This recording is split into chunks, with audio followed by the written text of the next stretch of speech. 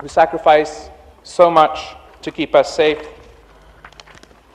I would like to pay tribute to the Pakistani Air Force, which has once again proven that they are indeed the best Air Force in the world.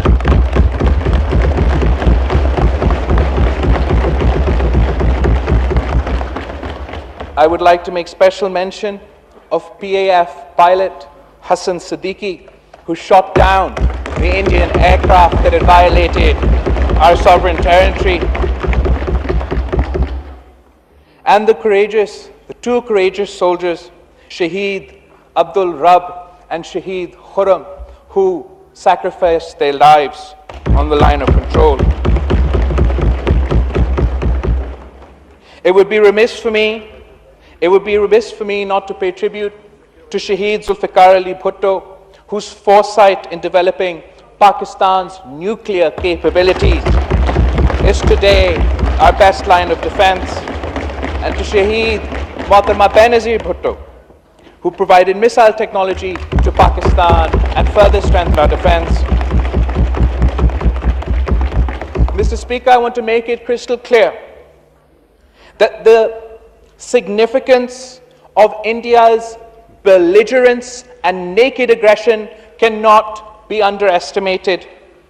The violation of Pakistan's sovereignty was an unprecedented violation, a violation which has not taken place since 1971.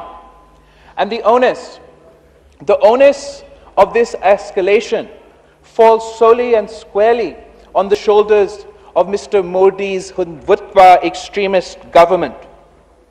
To exploit a terrorist attack for petty political gain is awful in and of itself.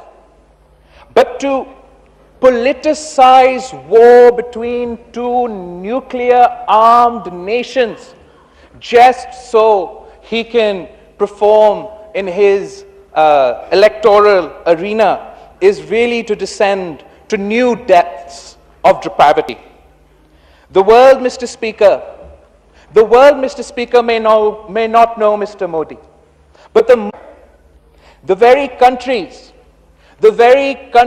now parroting his line for Pakistan to do more would not even grant him a visa to. We have seen how the butcher of Gujarat, upon being elected to India's highest office, has now become the butcher of Kashmir. As a new generations of Kashmiris rise up to demand their rights, Modi's tyrannical government has broken all records of inhumanity. We have watched in horror.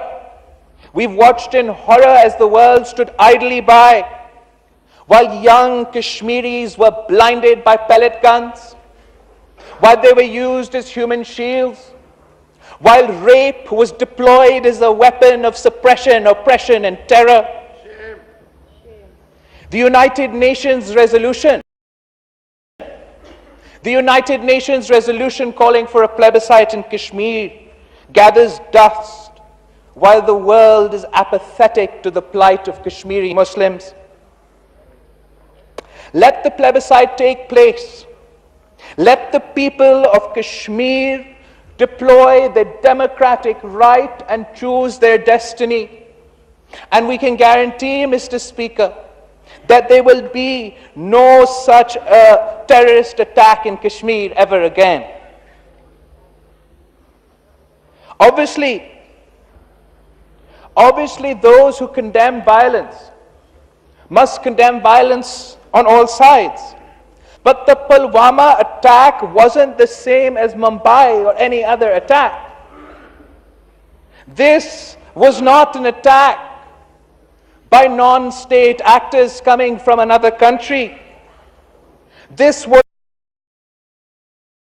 an organic domestic attack by a Kashmiri citizen of occupied Kashmir, attacking within occupied Kashmir, using explosives found within occupied Kashmir, reacting violently reacting violently to generations of state terrorism in occupied Kashmir. And rather than facing their own issues, India is trying in vain to pin this on Pakistan. After a humiliating electoral defeat in the last regional elections, the extremist Indian government thinks they can hate-monger their way through the general elections. The world needs to understand the dangers.